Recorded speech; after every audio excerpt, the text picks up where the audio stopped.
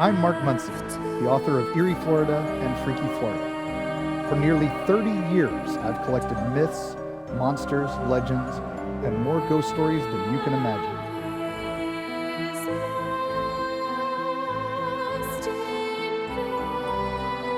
Join me as we journey to some of the spookiest and craziest places on Earth that might just be in your own backyard.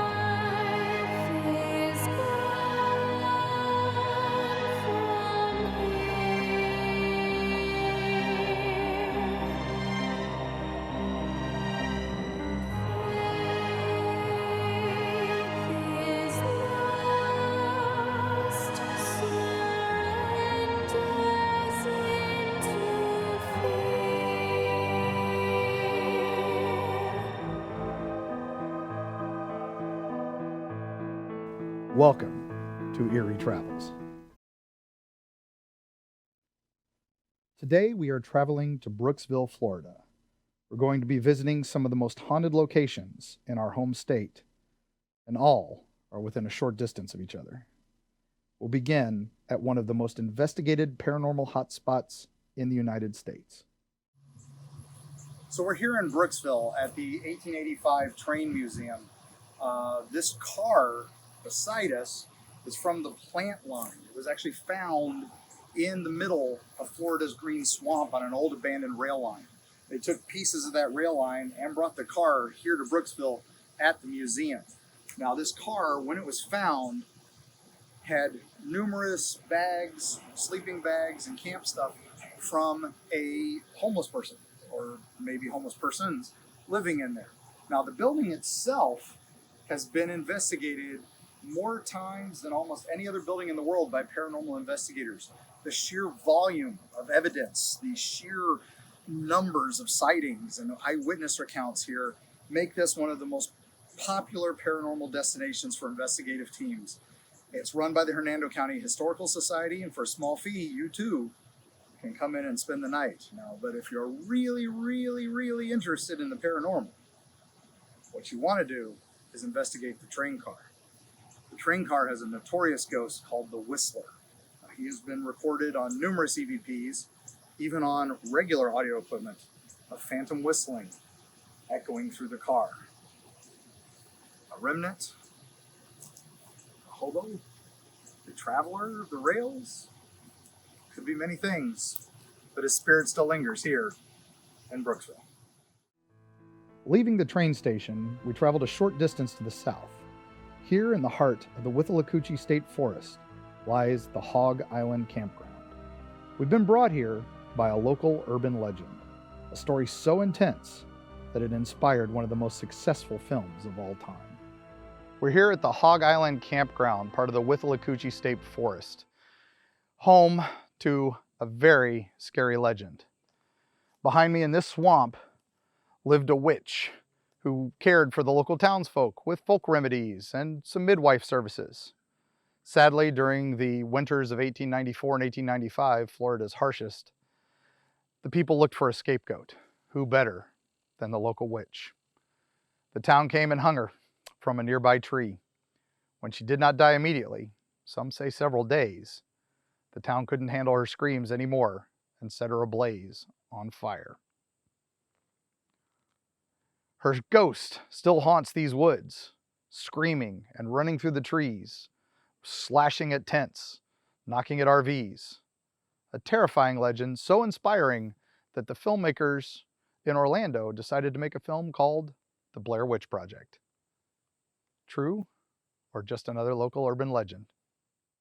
While many of the monsters and spirits we investigate won't pose for anything but blurry photos or grainy video, thankfully, we have a secret weapon. The talented artist Carrie Schultz brings our monsters to life.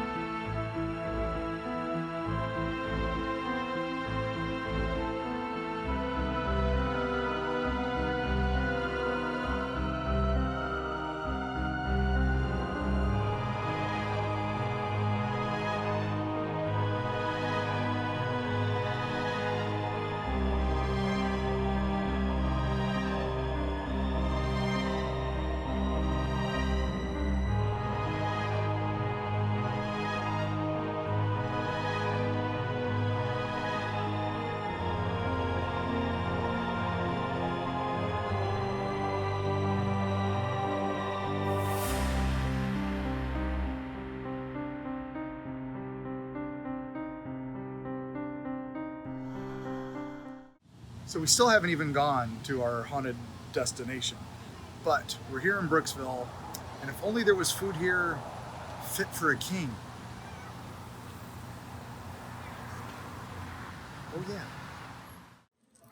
Look at that slaw dog. Look at that. Do we want to put the flag in his little hot dog? There it is. Bravo, bravo. All right, are we ready for this? This is the Elvis dog. Coney Island hot dogs here in Brooksville, Florida. Elvis interrupted filming that very movie over in Silver Springs because he'd heard about this amazing hot dog place. So he walks off the set, comes over here, eats, loves it so much the next day he has the whole crew come over here and eat.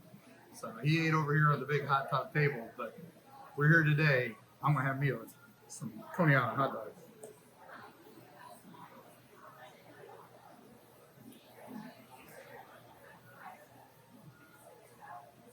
Oh my God. Before we head to our final destination, let me show you just some of the places we've already investigated for future Eerie travels.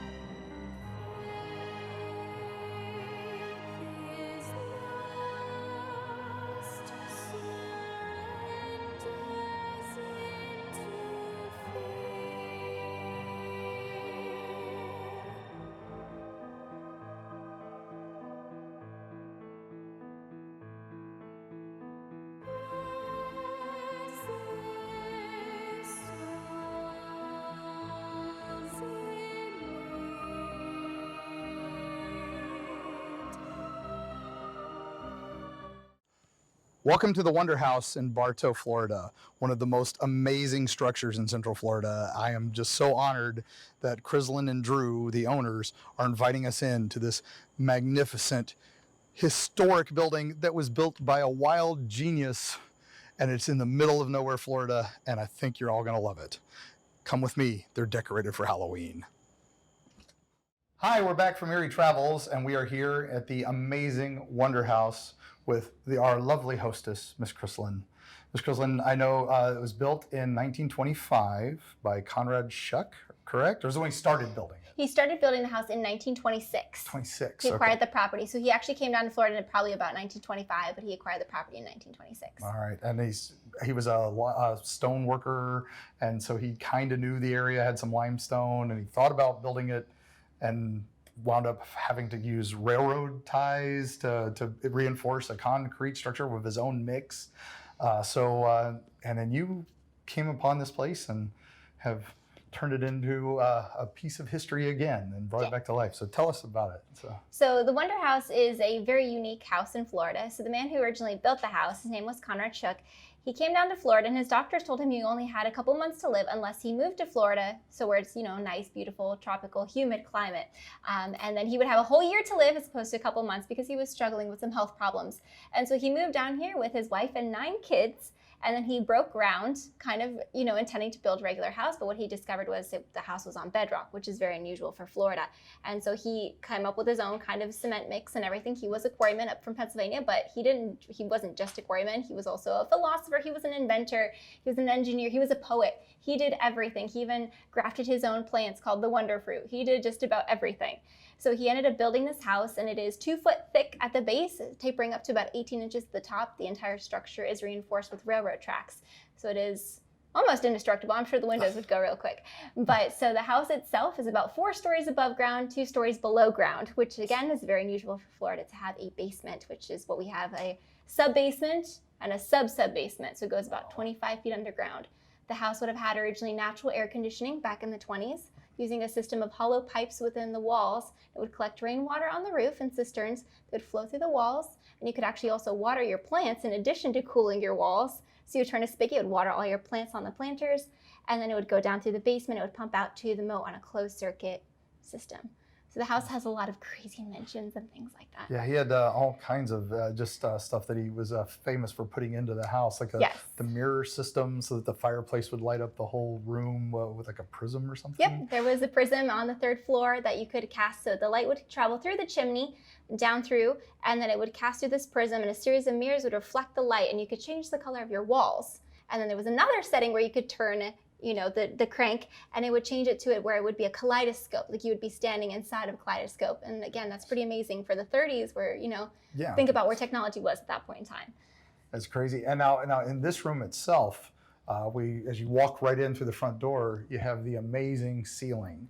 Now, this had a crazy invention of its own, kind of, just something unusual for a house. And what can you tell us about that? So the ceiling in here, so what you see that's painted gold, they're actually picture frames. So we painted the insets of them dark blue and with little stars, but originally what's painted blue would have been oil paintings. And for different holidays, you could have switched out your oil paintings. So the frames would have held different paintings, and those would have been your decorations for holidays. So during Halloween, it might have been skeletons and black cats. And then for Christmas, it could have been Santa Claus and Rudolph and things like that.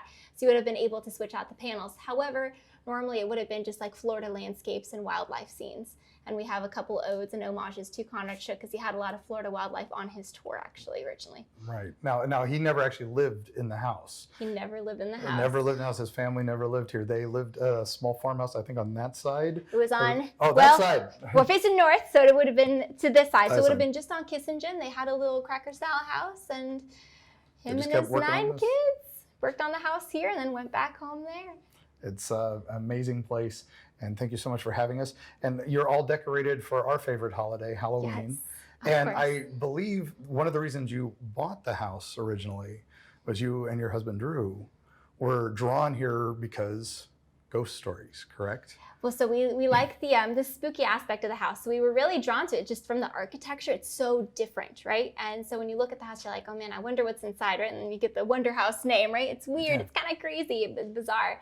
But also the stories about the house. So originally, Conrad Shook was famous for leaving weird things. So, we actually have an homage to him. So this is our Victorian casket from about, 1850 to 1890. It is real. The only thing here is, flowers, don't worry about it.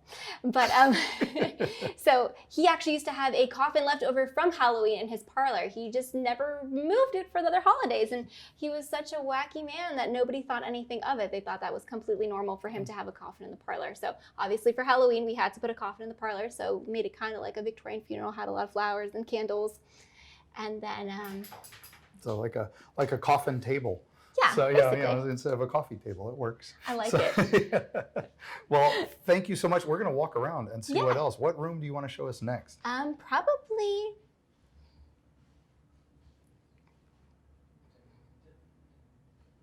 Oh, stop it. I was going to say, probably the most unique things would be in the library.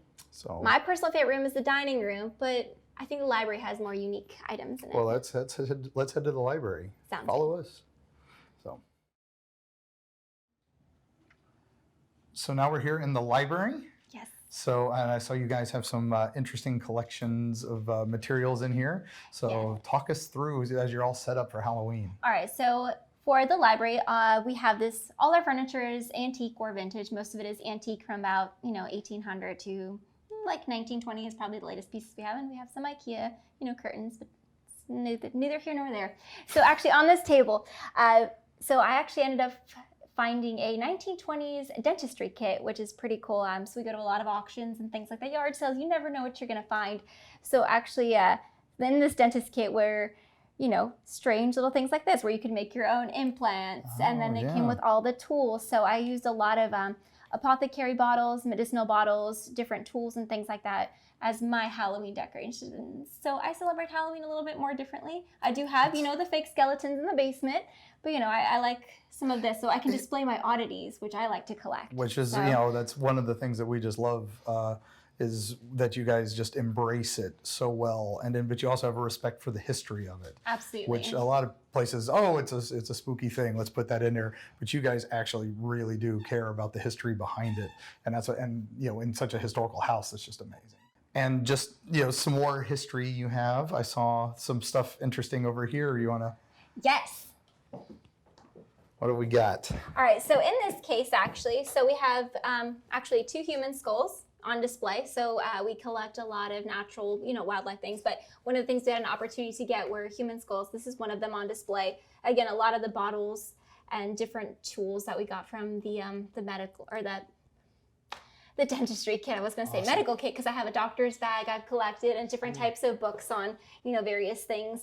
I collect a lot of different old bottles. So you think of those guys that set up their caravans and we're trying to sell the next best elixir. Yes, I the have a magic couple of elixir those magic elixirs. So there's a blood purifying compound and True's pinworm elixir. So I can just imagine those people, That's standing fantastic. there trying to pitch their stuff. But everything we have is, antique and old, and we love that kind of stuff. It makes us happy, and we get to put it on display for other people to enjoy and see, because how often do you get to see things that look like this? So. Exactly. I mean, and then you go through another haunted attraction or haunted house and they've got the little plastic skulls. They've decorated them very realistic, but you guys go the full extra step, which is just amazing. The nice thing about Halloween though, so all the dust is authentic. That's probably my favorite part. I'm like, I don't have to dust anything for this holiday, so it looks, really authentic. Like this is a real haunted mansion, you guys. Yep. But so we like things like that. Yeah, But it's then, like Florida's a high dust environment or something. I don't know. Oh yeah, it is. it's like, oh, it's okay. It keeps all it good. keeps it real. Keeps it real. All right, so you want to show us another room? Yeah, let's go ahead and check out the dining room. The next. dining room, yes. We have a haunted piano. Oh, ooh, my. We definitely have to see that. So follow us. Okay, so lead on. Yeah. Oh, wow. Definitely set up for Halloween. Definitely prepared. So actually, this is my favorite room, and I think Drew's favorite room as well. It's one of the most completed rooms we actually have in the house. Originally, this would have been the living room. We did switch it to be the dining room because we found termites in the floor twice, and it had to be replaced twice. So knock on wood, thankfully all our furniture is 100% wood, so that we don't get them again. But this room actually has a piece in it that we thought was haunted, so we actually got a piano from the Arcadia Opera House, so Arcadia, Florida. What we were hoping that we got was a free player piano, because it's haunted, but it has not played for us since, unfortunately. But we did get her for about $100, which is pretty great until you have to move it. Yes, that was... So yeah, she sounds real great. She really truly does. I mean, go for it. Play us a tune. Oh, I just let's see. see what happens. Yeah, just. They hate this. That is literally the worst. You have to do that. Yeah, so unfortunately, this is going to be its final resting place. We're not going to move this piano ever again. No, because it broke every tile in the hallway coming down. You do learn real quickly why they pay so many companies to move pianos, because it is... We were donated one for our haunted house, and they were like, if you can just come get it. And we were like, I sent 12 guys over, and it didn't even move an inch. And we were like, no, we're done. It's fine. It's good. It's good. So, but, oh man. And so this is you guys' most complete. And I love the paintings.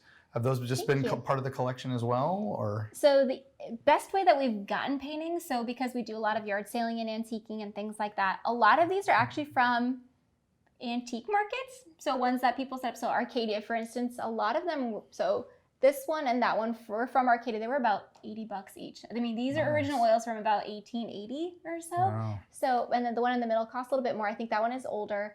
And then the sheep painting was gifted to us by Drew's family, which I feel like it goes, but at the same time, I want the big heroic man with the sword back that's upstairs now. So I kind of switched out. But you can always switch out paintings for the holidays, kind of like Conrad Shook did. We could do it in a different way. Do it. Whatever makes you guys happy. That's the beautiful thing about this place. And so the Arcadia Opera House, huh? Supposedly it's one of those Yeah. haunted places in America. And Yes. we said, you know what? We like to have different pieces of Florida. The other cool pieces of Florida that we have. So the front gate to Weeki Wachee Springs Yeah. is our side fence. I was wondering why it was a W. I was trying to figure it out, and I was like, what is that? Okay. That makes amazing sense now. I mean, just one of the more fun things you guys are doing. So We try to incorporate like some of the old pieces of Florida. So if a place goes out of it, so like Chalet Suzanne, we have one of their little couches and a print from there. So anytime we can collect pieces of old Florida, we try to, have it a second life inside the WonderHouse That's so we can fantastic. preserve Florida history further. Well, are there any other rooms you'd like to show us? Well, we have the West Sunroom kind of decorated like a seance room, so we can go check that out. Let's see that, and All let's right. follow this Halloween tour. Oh my goodness. Walking into a 1920s seance. Yes, of course. It's the setting of The Uninvited with Ray Milland. Love it, love it, love it. So this is the western sunroom of the house. Originally, this would have been part of an open porch system. So the second owner of the house, who was the first person to actually live in the house, Lucy Ducharme, did enclose it with these large window panes. So we plan on keeping them enclosed just because it's invaluable square footage, especially doing historic tours. You want a nice big seated area where everyone can actually sit. A lot of the rooms, while the house is pretty large, it's only the shape of a cross and your rooms are only so big. So there's only so many rooms you can seat so many people. So these rooms are going to stay enclosed, but we'll try to figure out something to do with the windows, make them kind of blend into the house a little bit more because it's they don't kind of match yet. But so in this room, we set up kind of like a little seance, got a crystal ball, got my sage that I actually had to use the other week because in preparation for Halloween tours, we had something strange move through the house. And it was the first time I felt a presence in the house. And I thought that was just very odd. And it was like going up the stairs and, Joan of Bark was just cowering, and I've never seen her just stare at something flying around the house like a big butterfly or a bird or something. She was just terrified and whimpering. And sure enough, I felt something, and Drew was getting freaked out because Joan was freaking out. I was freaking out. Oh. So I go and I grab my sage, and I'm saging up the house, and he's staring at me like I'm cuckoo for Cocoa Puffs. But I was like, hey, let me do my thing, and we'll be fine. But eventually, whatever it was went away, and then Joan started calming down too. It was just very odd because we hadn't had an experience like that before, and especially just right before Halloween, where we didn't anticipate on doing Halloween. Right. We said, maybe next year. So that was just really interesting because we were just running behind. We didn't have a lot of good ghost stories, but that gave us a good one, that's for sure. That's a perfect story. As I was saying, I remember when we first talked to you a few years ago, when we were researching Freaky Florida, we came out here and we were excited about the ghost stories, and we started talking to you, and you were like, there's no ghosts. And we were like, oh, there's no ghosts. But we can still talk about how amazing this place is and exciting. But now, with all your collection, who knows what might be hitchhiking ghosts. Florida's kind of known for that. Exactly. Well, that's the thing. Actually, we brought in an object, and I think for sure it has something attached to it. It's an executioner's sword from 1550s in Germany. Wow. Well, I don't like that thing. Well, initially I didn't like that thing because it had something. They had something about it, and then eventually, it got put into a display case where we don't really, look at it or reference it. It's part of a museum collection, basically. So we would have liked to bring it out for Halloween this year, but our tours are still running. They're supposed to be an hour. They're about 2 hours because we just get so excited showing the history of the house. But maybe next year we can put some of the more other strange, unusual pieces we have on display. Well, we are excited to come back, and we'll see what else you've got going. Yay. And Joan making a cameo there, which is awesome. Joan, you just keep those ghosts in check, okay? Yep, she'll run and tear. That's your job. So the great Joan of Bark, ladies and gentlemen. She has a little Joan of Arc costume, so she can match her we namesake. can probably find that for you. We'll work on that. So Let me know. all right. Well, thank you so much for inviting us into your home. I know there's Absolutely. so much more you're working on things, and I can't wait to see what all else you've done with the place. And we will definitely come back for another time. And thank you so much for letting us into your wonderful spooky Halloween. Thank you. Thank you for coming. Appreciate it. Anytime. Ooga booga. Well, we had a wonderful time at the WonderHouse, and I'd like to really thank our hosts, Crislin and Drew, for letting us come into your awesome haunted house display. We didn't get to see any ghosts, but there now may be presences here as we've discussed. So just thank you all once again, and I can't wait to see what you do with the place. And we will definitely be back for next Halloween and any other holidays you guys are doing. So just keep up the great work. Thanks so much, and we'll see you back at the studio, Eerie Travels.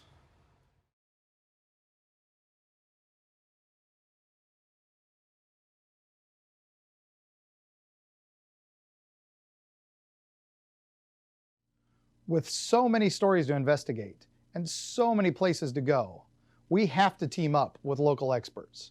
We team with local ghost hunters, cryptozoologists, UFO experts, Bigfoot hunters, criminologists, folklorists, and historians. So many unique locations with so many crazy ties to history and a lot of fun on the way. We'll also find great places to eat. So join us for Eerie Travels.